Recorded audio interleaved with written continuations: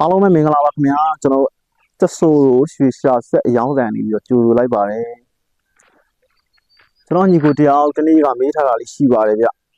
အကိုဆက်ကကျွန်တော်ရွှေရတကယ်ပဲရှာလို့ရမှာလားဒါရှေးဟောင်းပဲရှာလို့ရတာလားလို့မေးထားတယ်အဲ့တော့အကိုဒီဆက်ကရှေးဟောင်းလဲရှာလို့ရတယ်ကျွန်တော်တဘာဝရွှေလဲရှာလို့ရပါတယ်တဘာဝရွှေကဘယ်လိုရှာလို့ရတာလဲဆိုသူ့မှာအကန့်အသတ်တော့ရှိပါတယ်ဗျအကန့်အသတ်ကဒီဆက်ကကျွန်တော် VNS အမျိုးအစားဖြစ်တယ်ချိန်နှုန်းကတော့ကျွန်တော်တို့15 kHz နဲ့သွားတယ်ဆိုတဲ့အခါကျတော့မြေစိုးမှာရင်းခံနိုင်တော့မရှိဘူး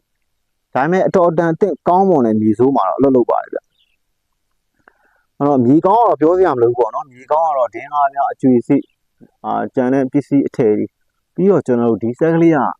VNS ဖြစ်တဲ့အခါကျတော့ကျွန်တော်လက်ကက်လိုမျိုးသေးတဲ့ရွှေလဲဆွဲပါတယ်သူ့မှာစွမ်းဆောင်ရှိပါတယ်အဲ့တော့ကျွန်တော်တို့ဒီမှာကြောက်စရစ်မြေပေါ့နော်အဲ့မှာဂဝင်ကြောက်တွေလည်းပါတယ်အကုန်ပါတယ်ဗျာတန်တက်ကြောက်ပါတယ်ဒါပေမဲ့အရင်တော့မများဘူးပေါ့နော်အတော်အတန်တက်ရှိတယ်ပေါ့အဲ့ဒီမြေမှာကျွန်တော်တို့ဒါလေးကိုဆက်ပြမယ်ဒါခဲစာလေးဗျာခဲစာလေးကအရွယ်စားတော့ဒီမှာမြေနေတိုင်းပါပဲအတော်တန်တက်ရှိတယ်ပေါ့နော်အဲ့ဒါလေးကိုကျွန်တော်ကဟိုမှာအဲ့မြေတွေမှာ ground plane ချိန်ပြီးတော့ဒီကောင်ကိုထည့်ပြီးမြုပ်ဆန့်ပြမယ်ပြီးရင်အပေါ်ကနေပြီးတော့ကြောက်စစ်ဖုံးပြီးတော့ဆန့်ပြမယ်ဆက်ကအလုပ်လုပ်လာကျွန်တော်ချက်ကြည့်လိုက်ပြအောင်ထုံးစံတိုင်းဆက်ကိုသုံးမယ်ဆိုရင်ကျွန်တော်အရင်ဗီဒီယိုမှာပြောခဲ့တဲ့အတိုင်းပဲပေါင်ဖွင့်ပြီးတော့ဘာလုပ်ရမှာလဲ ground balance ချိန်ရမယ်ဟုတ်ပြီနော်အဲ့တော့ ground ကတော့ plastic နဲ့ minus ရှိတယ်ပေါ့ဗျာအဲ့ minus နဲ့ plastic ကကြားထဲမှာပဲသူကအလုပ်လုပ်တာဖြစ်တယ်ဒီတော့ကျွန်တော်ကဒီမှာလျှက်စစ်တန်လိုင်းလိုင်းနေကင်းဝေးတဲ့နေရာမှာရောက်နေဆိုတဲ့အခါကျတော့ကျွန်တော်စန်စီကိုအကုန်တင်ထားတယ်ပေါ့ဗျာအာယုံခံကိုအကုန်လုံးတင်ထားတယ်စပြမယ်နော်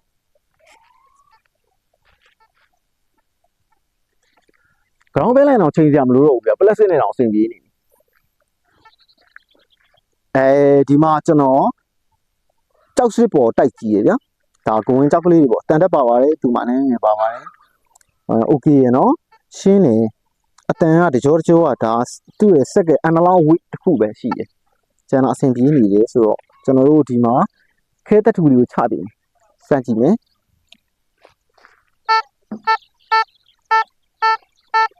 အလုပ်လုပ်တယ်နော်ဒါပေမဲ့ तू ကဒီလေးပေါ်မှာအလုပ်လုပ်နေတာ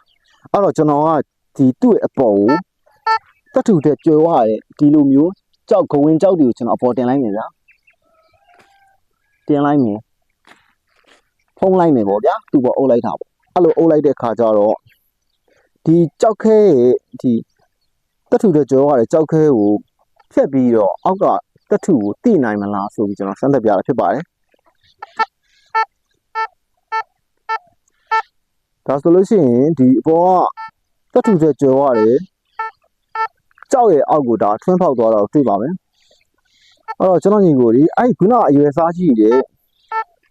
တထူအခဲလိုပုံစံမျိုးကိုကျွန်တော်တို့ကရှာလို့ရပါမယ်ဒီမှာကျွန်တော်ထုတ်လိုက်ပြီနော်ပြန်တိုက်မယ်မရှိတော့ဘူးဒါအတန်မကြတော့ဘူးနော်ဘယ်နေရာဖြစ်မကြရပါတော့ဘူးပြန်ထည့်မယ်နော်ပြန်ထည့်မယ်ကျွန်တော်ရှက်ဆင်းပြမယ်အဲ့တော့ပြန်ကြရပြီနော်အဲ့တော့ကျွန်တော်ညီကိုများဒီဆက်ကဈေးတန်းကတော့8 သိန်းခွဲရောင်းပါတယ်ခင်ဗျာဆက်တွေကတော့ဈေးအစားအစာရှိတယ်ပေါ့ညီကိုလာမေးကြတယ်ဈေးတွေကကိုဘယ်လောက်ရှိတာလဲဈေးတွေရှိတယ်ဈေးတွေကကျွန်တော်ကဒီဟာ8 သိန်းခွဲနဲ့ရောင်းနေအဲ့တော့သူတဲ့မြင့်တဲ့ဆက်တွေကတော့60ရှိမယ်ဗျာ90 150 200ကျော်လေးရှိပါတယ်ဗျအဲ့တော့ကျွန်တော်ပြောချင်တာကဒီဆက်ရဲ့ဈေးနှုန်းတွေပေါ့နော်သူ့ရဲ့ quality အတိုင်းရပါမယ်အခုတိုင်းဆိုလို့ရှိရင်ဒါသေးငယ်တဲ့ပစ္စည်းဒါတက်ထူအခဲပေါ့ဗျာရွှေနဲ့လည်းသွားတူတယ်အဲ့တော့ရွှေအရွယ်စားအလားလောက်ဆိုလည်းအဆင်ပြေတယ်အဲ့တော့မြေစိုးမှာအရင်ဆိုးတဲ့မြေမှာအဆင်မပြေပေမဲ့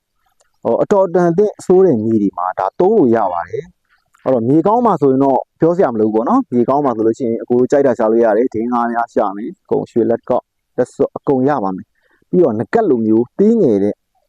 ရွှေလည်းရပါတယ်ဗျအဲ့တော့ကျေးဇူးတင်ပါတယ်ကျွန်တော်ညီကိုဒီနေ့တက်ဆိုဆက်ကလေးကိုကြော်ညာပေးတာပါနော်